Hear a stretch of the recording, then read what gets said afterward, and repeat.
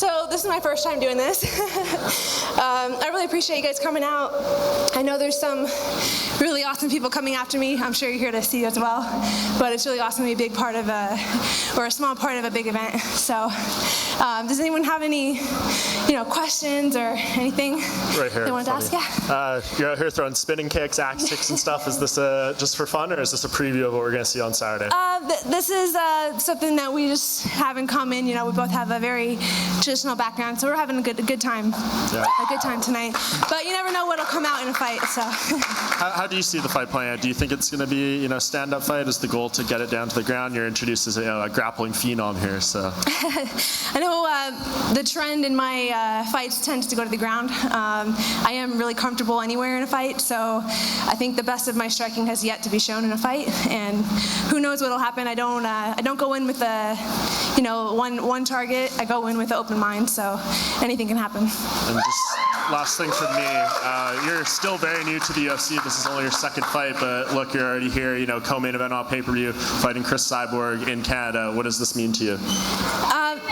This is a huge deal. At the same time, kind of feels like almost like a normal fight, just with extra fun stuff with it. It's an honor to fight a legend, but I've never taken any opponent lightly, and she's not the first one that's been a tough threat in front of me. So I'm ready for it.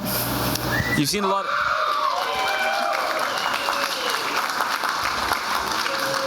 You've seen a lot of Eastern Canada coming from Montreal and that area. What do you think of Western Canada so far?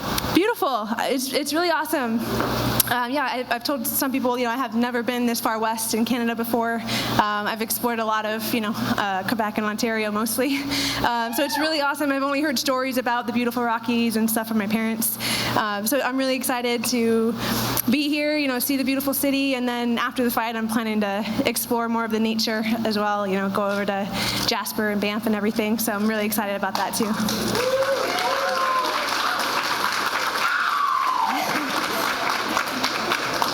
Watching you on Embedded, you just seem so comfortable in this atmosphere. How are you able to adjust to this so quickly? I have no idea. It's crazy to think that I am feeling this comfortable to joke around and be a little silly on stage with my coaches and everything.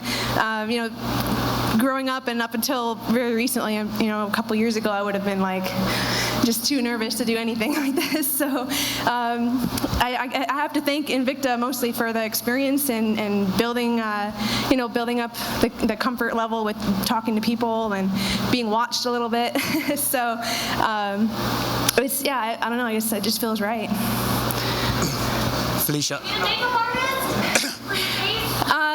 I've been talking to a few nice, awesome people who have reached out, but I haven't, picked anyone in particular. But have you DM'd me yet? Oh, okay. No. Felicia, obviously you're fighting Cris Cyborg. She's something of a pioneer for female fighters. What's it like knowing you're about to step in the cage with someone like her, with a history of hers? It's like I said, it's an honor. I have a lot of respect for her.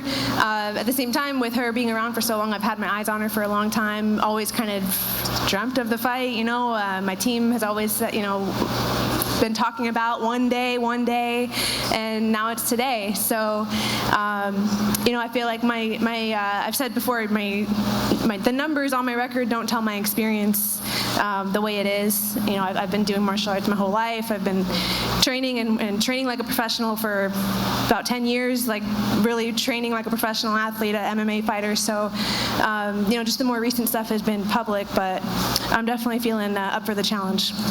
Do you think that it's almost easy to be overwhelmed by a name like Cyborg, but it seems almost you're waking up every day more excited because of the stature she has?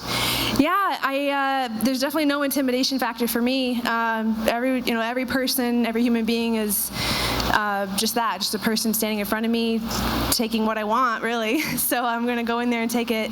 I feel like everyone's beatable, and that healthy respect for knowing that I'm beatable too, even though I haven't been yet, is a healthy respect that I have, and that's why I am very composed in the cage, because I know any little mistake can cost me a fight. With that being said, how do you plan on dealing with the power and practice of Cyborg, right? I feel like I'm a pretty decent pressure fighter myself. You know, obviously I've never fought anyone like, with the name or record of Cyborg. She's definitely known for being aggressive, but I also know I'm bigger than some of the people she's fought. My strength is maybe more than I don't want to speak for the people who she's fought, but I definitely feel like my strength and my grinding tendencies will, be able to compete with her power as well. Do you think that the Nance fight opened up a big window in your eyes on how it? Honestly, for me, it didn't. I've known for a long time, like I said, I think everyone's beatable. I've seen, moments, even in her other fights where she was vulnerable or, potentially, taken down or hit or anything. So to me, a short fight especially doesn't tell as much as, a longer performance.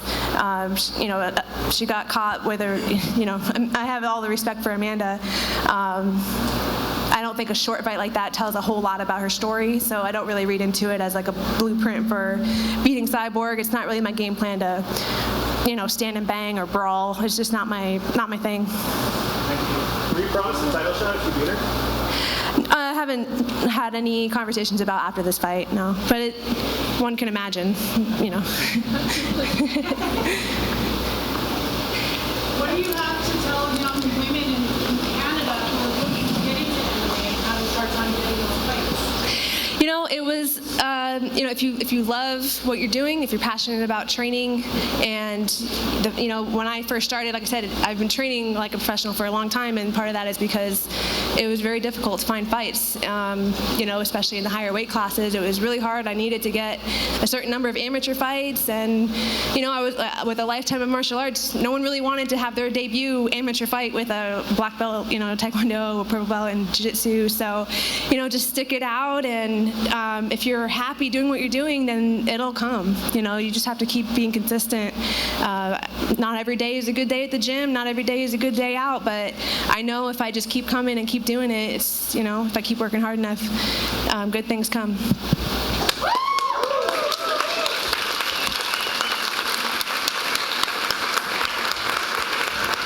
Done?